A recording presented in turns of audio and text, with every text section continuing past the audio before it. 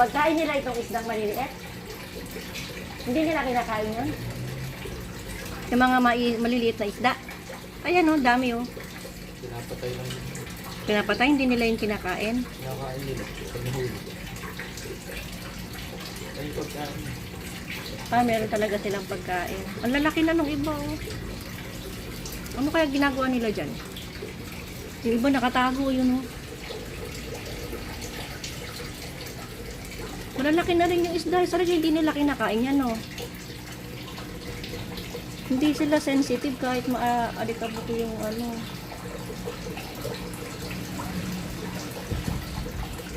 Yung kanilang bahay. Ito ang laki oh. Kaya ang ginagawa dyan ni Namonay.